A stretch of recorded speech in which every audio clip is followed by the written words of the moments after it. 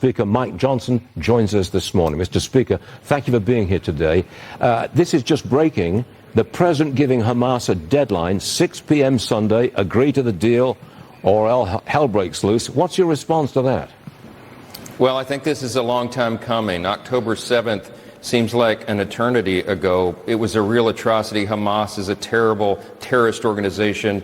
They're committed to the elimination of Israel. This has drug on far too long. These hostages have been kept now for far too long. It must come to an end. And the United States has the influence and the strength to be able to bring that about. And I hope Hamas's leaders will come to their senses, put the guns down, release these hostages, and restore peace in that region. Everybody around the world is cheering for that. Thank you, Mr. Speaker. Now, look at this. The Wall Street Journal says President Trump's aides are aware of the political risks of health care cuts.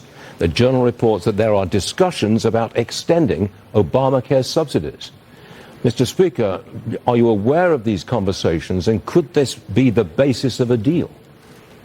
There are a lot of conversations about the expiring subsidies. There are a lot of reforms that people have said would be absolutely essential for Republicans to consider, voting to extend those. But here's the very important point this morning, Stuart. Those are December 31st deadline issues, not September 30th. We passed the end of the fiscal year. The government is entering its third day. We're in the third day now of the shutdown because Senate Democrats are playing politics with this. Real Americans are being harmed. You have veteran services, health services, women, infants, and children nutrition programs that are stalled. We've got troops and TSA agents and Border Patrol agents serving without pay. FEMA services stopped in the middle of a hurricane season.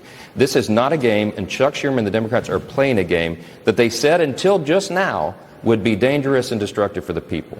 So you can't extend Obamacare subsidies until you've got an agreement to get the government open again. That comes first. Is that correct? That's right, because you have to have the deliberate, thoughtful discussion, the arm wrestling over that, just as we do every area of public policy, and we have 3 months to do it. They're trying to use that as a red herring. They want to distract the people from the obvious situation, and here's what's brought it about. Chuck Schumer's worried about a political challenge from his far left. The Marxists are rising in New York. That's where he serves, right? He's afraid that if he doesn't show a fight against the Republicans and President Trump right now, that he won't win back his coveted Senate seat. Because of that selfish decision, he is driving his Democrat Party off a cliff, and he's hurting real Americans. It is infuriating to us.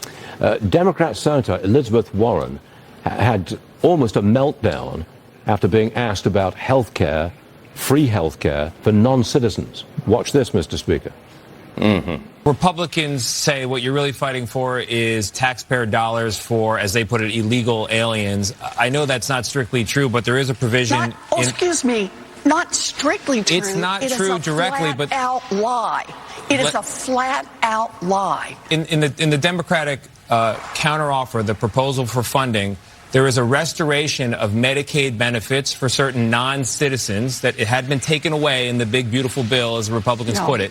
Republicans don't think those people should be getting health care on the taxpayer dime. Mr. Speaker, the obvious question is, are illegals getting free health care? Yes, Elizabeth Warren has as much credibility on this as she did on her genealogy report about being a Native American. Let me tell you something.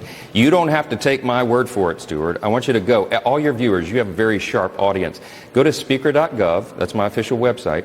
On the first page, you'll pop up the counterproposal continuing resolution that Chuck Schumer, Elizabeth Warren, and the Senate Democrats filed. Go to page 57. Look at section 2141.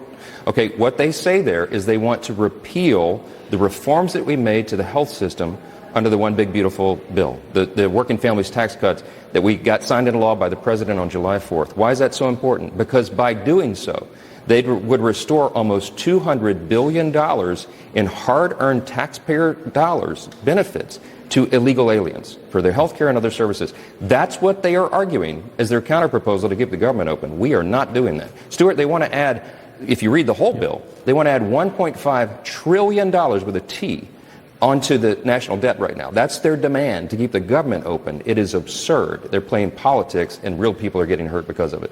Now, President Trump says he sees an, quote, unprecedented opportunity to cut government during this shutdown on your screens right now. Would you welcome big cuts in jobs and big cuts to the federal bureaucracy? Would you welcome that? Stuart, you and I, the president, all fiscal conservatives, we're for limited government. We believe the federal government is too big. It does too many things. It does almost nothing well. In a situation like this, Chuck Schumer is the one who has made the decision to hand that pen to the president, because whomever is sitting in the White House during a shutdown is given that responsibility. It's a heavy one. They have to determine if the spigot is turned off and the funding stops, they have to determine which services, personnel, and policies are essential and which are not. Our president is sitting in the White House. If Joe Biden was sitting there, he'd look at it with very different lenses. But President Trump is going to use the fiscal conservative, small government, conservative perspective and philosophy when he looks to evaluate what those programs are. That's what Chuck Schumer and the Democrats have enabled. And President Trump may have an opportunity here to eliminate some of those wasteful programs, which would be great for American taxpayers. We want the government to be smaller, more efficient, and effective. And now we have an opportunity potentially to do that.